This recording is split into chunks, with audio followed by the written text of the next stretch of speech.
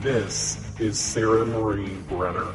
Well, I am so excited to bring Chris McDaniel on the show. He is a candidate for the U.S. Senate from the great state of Mississippi. And I first had a chance to see him at Free Pack in Kentucky just a couple weeks ago. You all know that we've been writing and talking about that event, and very honored to have Chris McDaniel with us here tonight. So, Chris, thank you very much. Well, thank you for having me. The honor is mine. I appreciate it very much.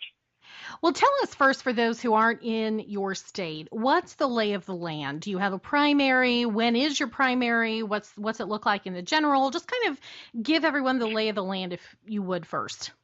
Absolutely. Well, Mississippi, as you know, is a very, very conservative state. It perhaps is the most conservative state in the Republic, and we have a primary in the Republican Party coming up June the 3rd. Now, our present U.S. Senator, the one that I'm challenging, his name is Thad Cochran. He's been in Washington, D.C. for 42 years. He first went to the city when Richard Nixon was president, for goodness sakes. And over the years, Senator Cochran has shown an inclination to go to the left. He has not been the conservative vote we need in Mississippi. He hasn't fought for conservative values. He hasn't fought Barack Obama the way he should. And that's been made perfectly clear here recently by his American Conservative Union score, which during the Obama presidency, they rank him as a D-, and they chose not to endorse it during this race. So it gives you some indication of just how far to the left Senator Cochran has gone over the years. And that's one of the reasons we decided to run. The people recognize he's not a conservative. They recognize that courage and new leadership is needed in Washington, D.C. So we're excited. We love our chances, and we are fighting as hard as we can right here in Mississippi. Absolutely. And for people who are wondering, I know one of the things that we talk a lot about on the show is the fact that sometimes it's difficult when we have candidates who are running who've never been in office before. But in your case, that's not the whole situation. So we actually do have a chance to look and see that you've been a consistent conservative, not just that you say that you will be, because you've been a state senator. Can you tell us a little bit about just your history and what you've done as a state senator? Sure, absolutely. I was first elected back in 2007, sworn in 2008. I've served 2 terms now, total of 7 sessions, and fought for conservative values each and every one of those sessions. In fact, I have been elected chairman of our state's conservative coalition in the Senate. I fought for private property rights against Haley Barbour when he attempted to utilize eminent domain in what I would consider to be an abusive manner in a post-Kelo setting. And you're probably familiar with that case in the public use doctrine. But Mississippi, at the time, attempted to reform our eminent domain laws to make sure that it had to be for a true public use, not simply for tax-generating purposes. I fought him on that. I have fought consistently across the board for liberty, for individual freedoms, and for less government, frankly, because we conservatives understand that at the end of the day, our fight is to reduce the size and scope of government and to enlarge liberty wherever we can. And that's been my fight over the last 7 years. Well, and I think it's impressive. You've really released a lot of information about your background and your voting record. If you go to McDaniel2014.com and click on the About Chris button, you can read a lot about that. But tell us a little bit about, let's kind of shift now to Washington, D.C. and where we're going and moving forward into this primary. What in your mind, and I'm sure that there's more than one thing, but if you look at kind of the top issue where you think your primary opponent should be removed from office because of that position, what is that thing? What is that piece of legislation or position that your opponent holds? Well, there are so many. That's what makes it difficult to talk about one.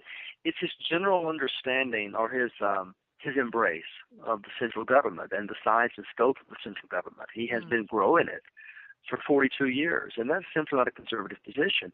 And it's across the board. If you're talking about funding Obamacare, he's done it. If you're talking about increasing the debt ceiling 20 times, he's done it. If you're talking about higher income taxes and higher gas taxes and higher internet taxes, he's done it. He's even supported increased gun control. So you're talking about a guy throughout his career who is, and I'll tell you, I like him, and he's a nice guy, but he simply has not been a conservative vote. And I'm talking about every issue, even Chuck Hagel, for goodness sakes. He was the first Republican to cross over and support Chuck Hagel's nomination. So whatever votes you can imagine Senator Cochran has over the years cast a liberal vote in that regard. And at some point, states like Mississippi, we should be leading the charge in the conservative fight. We have Texas now leading the charge. We have Utah leading the charge to a certain extent. We have Kentucky.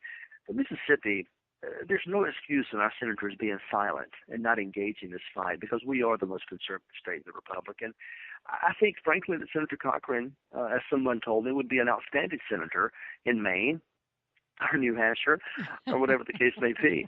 But we're talking about Mississippi here. Right. And we need warriors here. We need courage here. And that's what we're bringing to the table, the ability to fight again.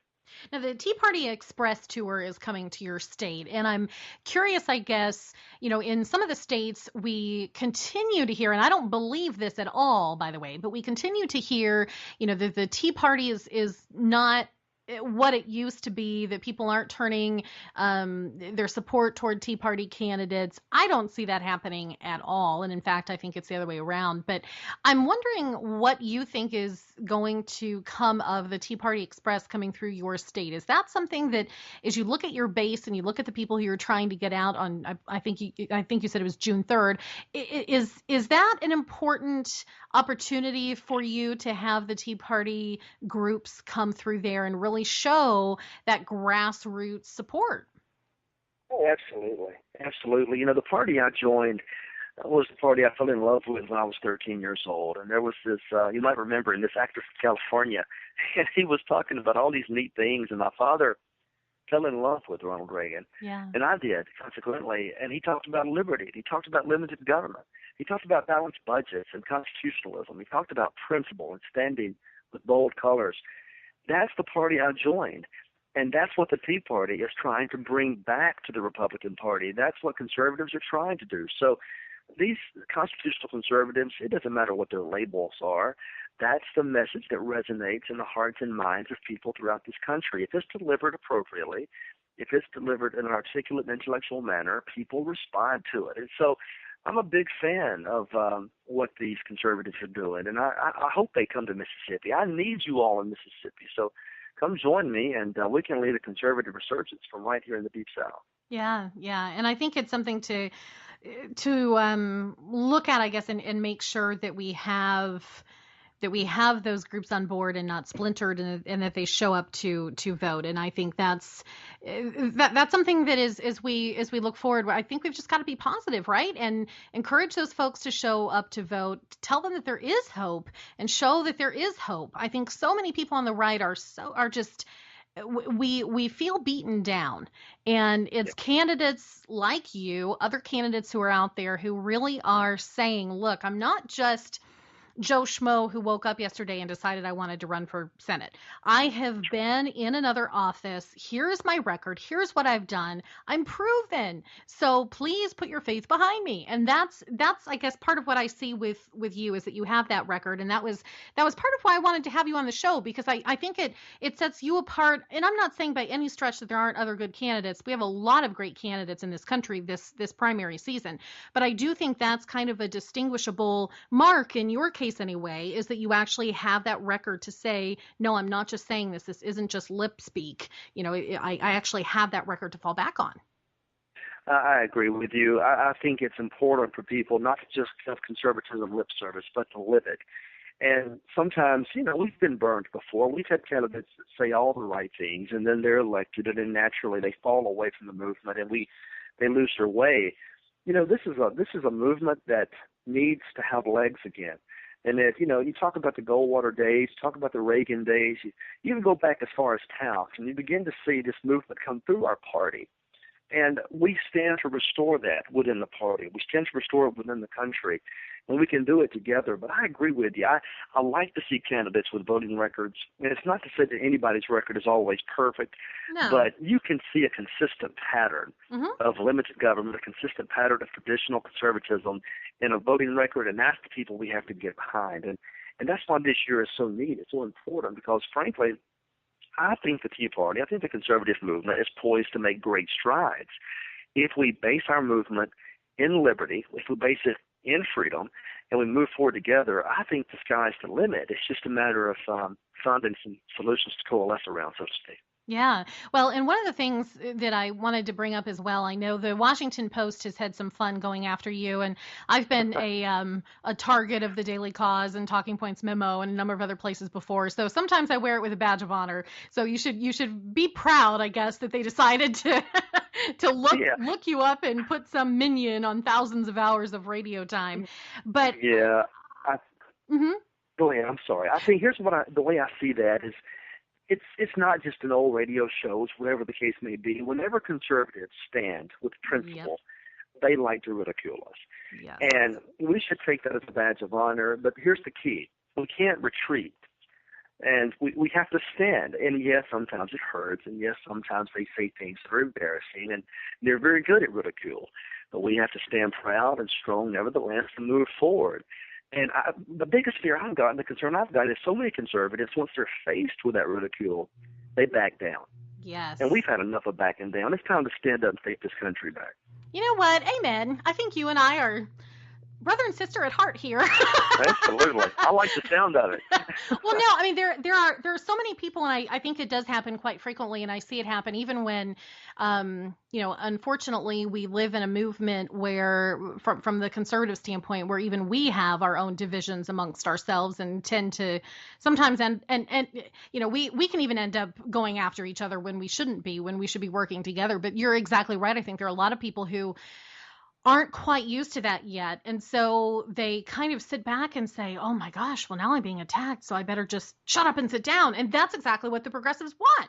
That's why they're out That's there it. doing that, is to get you to shut up. And you can't. Their most powerful weapon is ridicule and humor, and they're good at it. Give them credit, but they never say anything of real substance. So Right. we have to understand they're doing the best they can to quieten the debate without having an intellectual debate, because invariably every time there's an intellectual debate, they lose. Yep. They have to keep it in the realm of humor and keep it in the realm of ridicule. And so, hey, let's just learn to fight back, have some thick skin, and reclaim our place in this country. Now, one other thing that I want to ask you about that's probably kind of a local issue for you, and that's something with school funding. I know there was an AP article that dealt with looking at your views on this and Cochran's views on this. Tell me about school funding. Where do you come down on that in your state? Well, naturally, from a family of teachers, I am absolutely in support of school funding, but I'm not in support of the Federal Department of Education. And I don't believe the federal government should be in the business of educating our children. I've read the Constitution. I don't see any directive in there in Article 1, Section 8 that gives Congress any power whatsoever over education. So I would kindly ask them to back out of our affairs and allow us to do what we need to do down here. And that's where the debate came from. Senator Cochran, he believes strongly in the Department of Education. He believes strongly in appropriate monies through it. I would suggest allowing us to keep our tax revenue, allowing us to keep our dollars. Don't take it to Washington, D.C., and then distribute it as he sees fit. Allow us to keep it, and we'll move forward together. But we know the Federal Department of Education, not only do I consider it unconstitutional, secondly, I think it's been ineffective. I think its track record proves that it's ineffective. And if we're going to spend that much money, we should demand results. We haven't seen the results. So let's find better ways to spend that money. And if they want to send it to the states and with our taxes back, that's fine. But the idea that we would just turn a blind eye to its waste is something that I don't see as a reasonable approach. Well, and in most cases, and I'm sure that there's an outlier somewhere, but in most cases, there's a negative correlation between spending more money on your education system and better results. So, I mean, especially, I guess, when you're looking at things like spending and trying to keep costs down but get a bigger bang for your buck, having all that bureaucracy at the Department of Ed at the federal level doesn't make sense. And especially when there's no constitutional kind of allowance for federal curriculum, it sort of begs the point, why do you even need that there? It really does. And there was a time that Republicans were very strong. They were united against the Federal Department of Education. But like in many of our principles, we allowed it to be watered down and we forgot about it. If you might recall that there was a time that was part of our platform that we did not want the Department of Education, that we wished to abolish it. Reagan talks about getting rid of it, and then all of a sudden we just dropped the conversation, probably because we didn't like the politics involved in it. But the Constitution transcends politics. It has to transcend politics. It's I believe in that document. I think it's the roadmap to prosperity. And when we begin to use it again the way they used to use it, then you'll see this country come back. But the idea that we would ignore it, that concerns me greatly. Well, Chris McDaniel, I'm so happy that you took some time out of your busy campaign schedule to spend a few minutes with us. And, of course, it's McDaniel, no S, McDaniel2014.com. You can find all the information there, donate, sign up to help. Is there anywhere else where people should be directed to find you, maybe on Facebook and Twitter?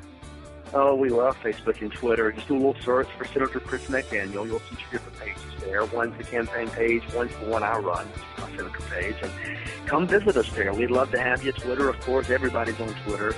And I just appreciate the opportunity. I love what you're doing. I love what you say, so consider me a fan. Thank you very much.